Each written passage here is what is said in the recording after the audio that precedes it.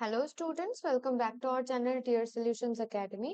তো দেখো, আজকেও আমরা নিয়ে এসেছি ডব্লিউবিপি এবং কেপি কনস্টেবলের 2026 এর আপকামিং এক্সামের জন্য ইংলিশের কিছু কমন যোগ্য ভোকাবুলারি এবং গ্রামার রিলেটেড কোয়েশ্চেন নিয়ে একটা সেট।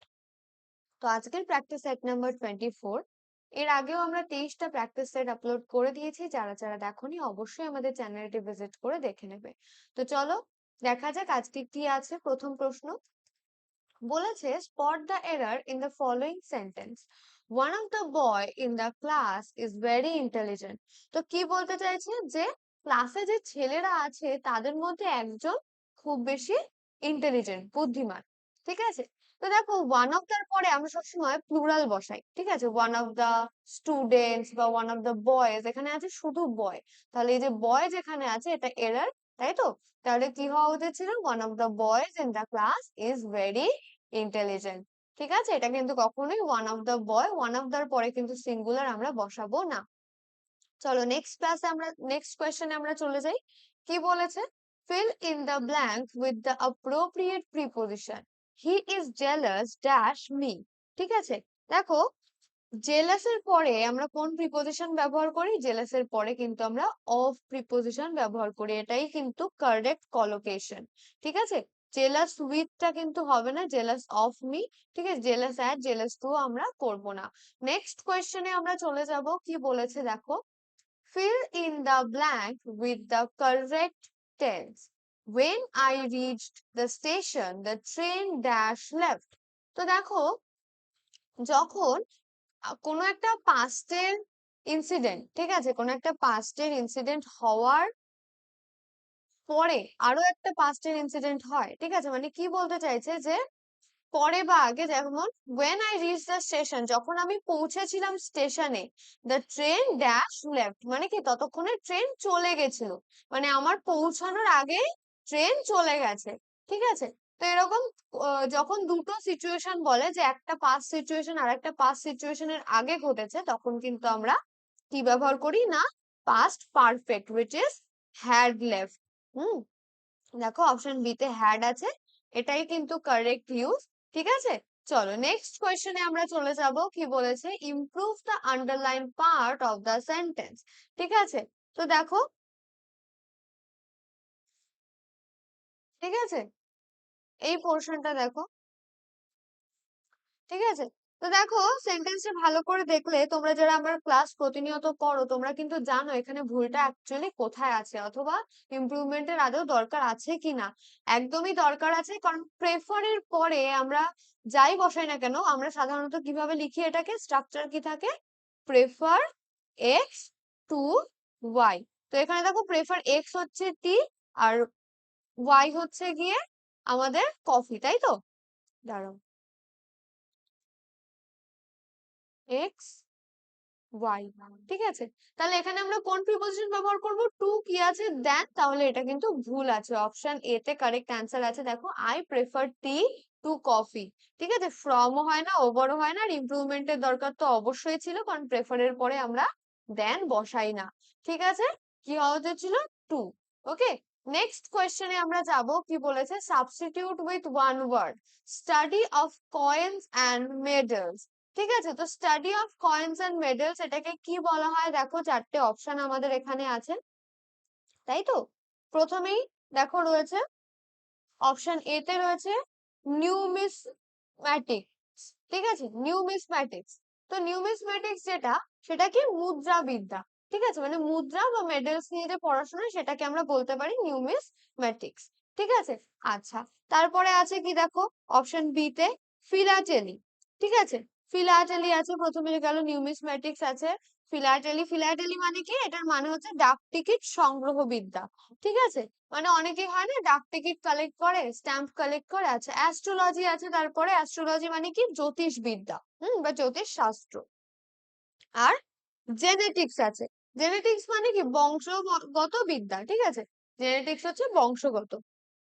তাহলে এখানে চেয়েছে কি, study of coins and medals, সেটা কিন্তু অপশন এ। আশা করি বুঝতে পেরেছো, কোনো রকম কনফিউশন নেই। এবং আমি সবসময় বলবো এই ধরনের ওয়ান ওয়ার্ড সাবস্টিটিউশন বা সিনোনিম অ্যান্টোনিমের কোয়েশ্চেনের ক্ষেত্রে অবশ্যই এগুলো নোট করে রাখবে ভালোভাবে, তাহলে তোমাদেরই কিন্তু পরবর্তীতে সুবিধা হবে, কারণ এই ওয়ার্ড গুলো তোমাদের কিন্তু জানা হয়ে যাবে। নেক্সট কোয়েশ্চেনে যাব, কি বলেছে দেখো, select the correct synonym for the word, কি আছে দেখো, ওয়ার্ডটা আছে লোকোয়েশাস, ঠিক আছে, লোকোয়েশাস। তো এই ওয়ার্ডটার মানে কি? এটার মানে হচ্ছে কিন্তু বাচাল, মানে যে অতিরিক্ত কথা বলে। এই যে কোয়েশ্চেনটা বা এই যে ওয়ার্ডটা, এটা সিনোনিম চেয়েছে আমাদের কাছে, ঠিক আছে। তো দেখো প্রথমেই অপশনে আছে সাইলেন্ট। সাইলেন্ট মানে কি? নীরব। তাহলে এটা কিন্তু একদমই অ্যান্টোনিম আমরা বলতে পারি, তাই না? তাহলে এটা হবে না। টকেটিভ, টকেটিভ মানে খুবই কথাবার্তা বলে বা কথাবার্তা বেশি, ঠিক আছে। তো এটা হওয়ার চান্সেস আছে, কারণ লোকসাস মানেও কিন্তু বাচাল। আচ্ছা, স্যাড, স্যাড মানে কি? দুঃখিত, তাহলে এটাও হবে না। আর বোরিং, বোরিং মানে বিরক্তিকর আমরা বলতে পারি, ঠিক আছে। তো এটাও হবে না, তাহলে একমাত্র option B is the correct answer. আশা করি সবাই বুঝতে পেরেছো, কোনো রকম কনফিউশন নেই। যদি কোনো রকম কনফিউশন থাকে অবশ্যই সেটা কিন্তু কমেন্টস এর থ্রু জানাবে।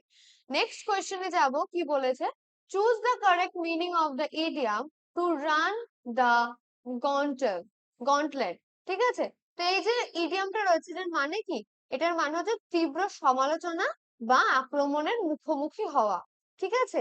তো এটা কোন কনটেক্সটে ব্যবহার করা হয়? when someone faces severe opposition, ঠিক আছে। মানে কেউ কাউকে হয়তো ধরে নাও খুবই কারোর কোনো কাজ নিয়ে খুবই সমালোচনা করা হচ্ছে, বা তার কোনো কাজের কারণে তাকে আক্রমণ করা হচ্ছে, ঠিক আছে। তো দেখো অপশন কি আছে, টু রান আর রেস, একটা রেসে বা দৌড় প্রতিযোগিতায় দৌড়ানো, তো এটাও কিন্তু হবে না।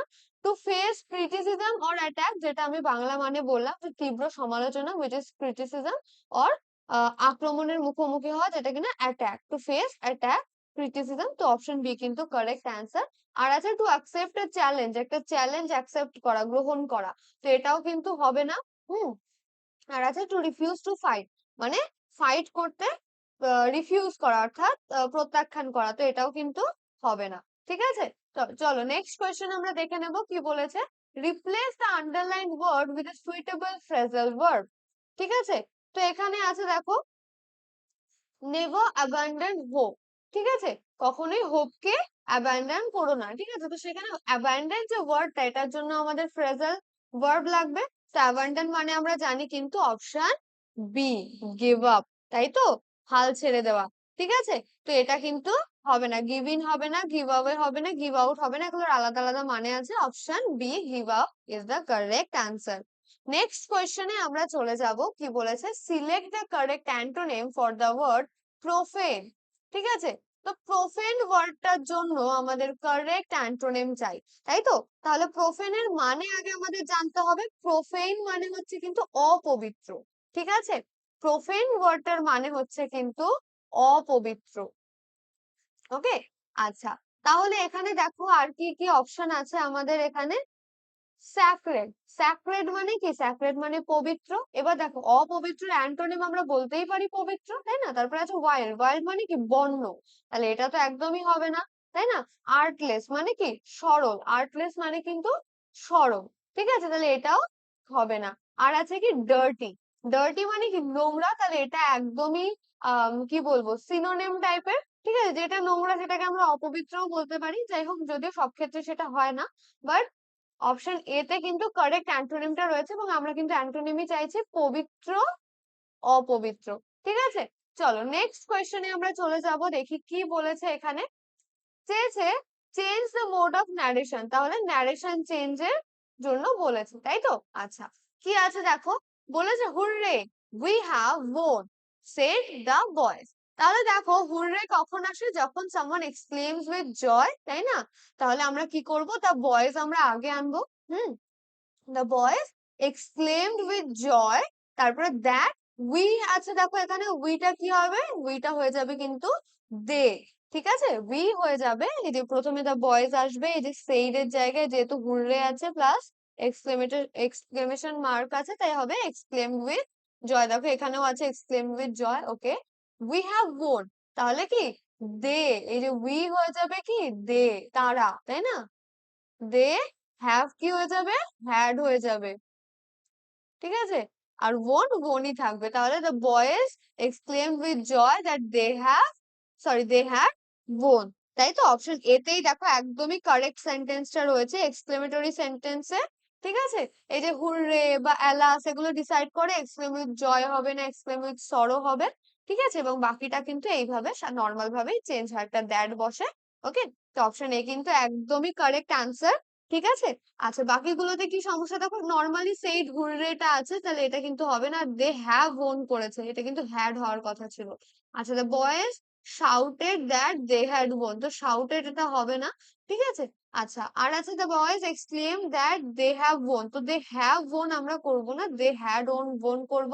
আর যেহেতু এক্সক্লেম তোমার হুররে ছিল, তো হুররে থাকলে কিন্তু আমরা সাধারণত এক্সক্লেম উইথ জয় করে থাকি।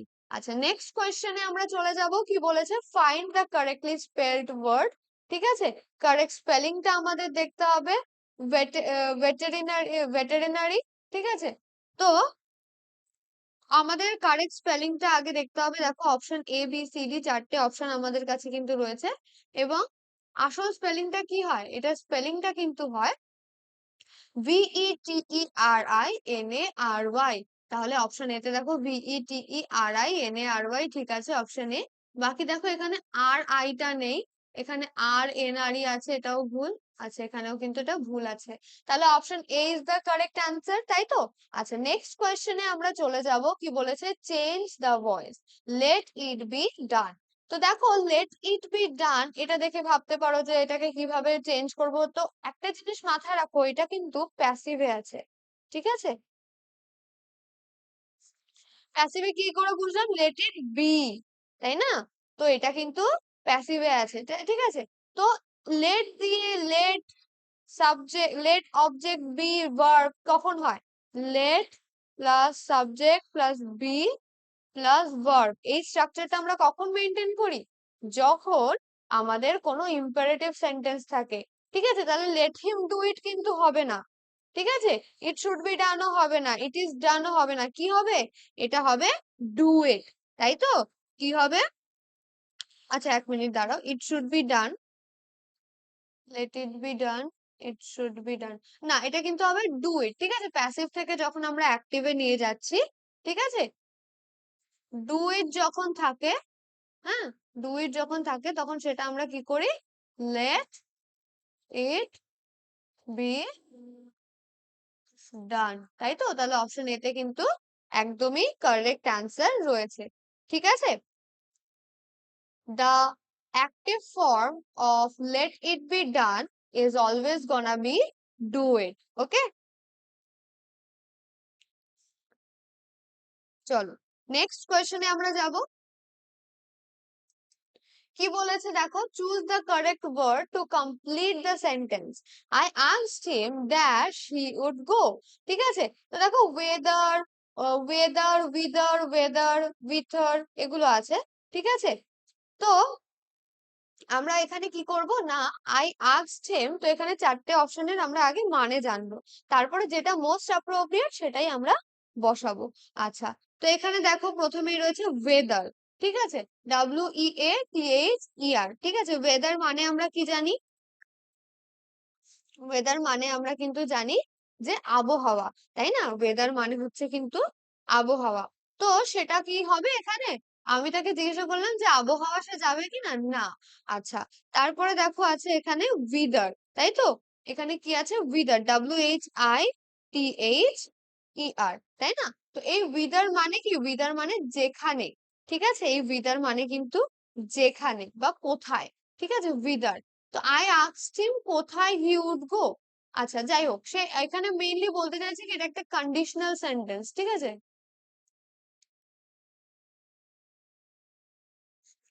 কন্ডিশনাল সেন্টেন্সে সেটাকে জিজ্ঞাসা করলো ইফ হি উড গো বা ওয়েদার হি উড গো, সেটা কিন্তু অপশন সি তে আছে। ঠিক আছে, কি আছে দেখো অপশন সি তে, ই WHEA, ঠিক আছে, WHE, সরি THER, ওয়েদার। ঠিক আছে, মানে যাবে কি না। ঠিক আছে, ওয়েদার মানে কি, কি না। ঠিক আছে, এর সাথে আমরা আর কি বলতে পারি, এর অপোজিটে ইফ, ওয়েদার আর if, I asked him if he would go বা I asked him whether he would go, তাহলে option C is the correct answer. ঠিক আছে, বুঝতে পেরেছো? চলো নেক্সট কোয়েশ্চেনে আমরা চলে যাব। কি বলেছে? Spot the error, he is the eldest of the two brothers. ঠিক আছে, তো বলছে কি সে দুজন ভাইয়ের মধ্যে এল্ডেস্ট, সব থেকে বড়। আচ্ছা, তো দেখো সেন্টেন্সটাকে ভালো করে দেখো।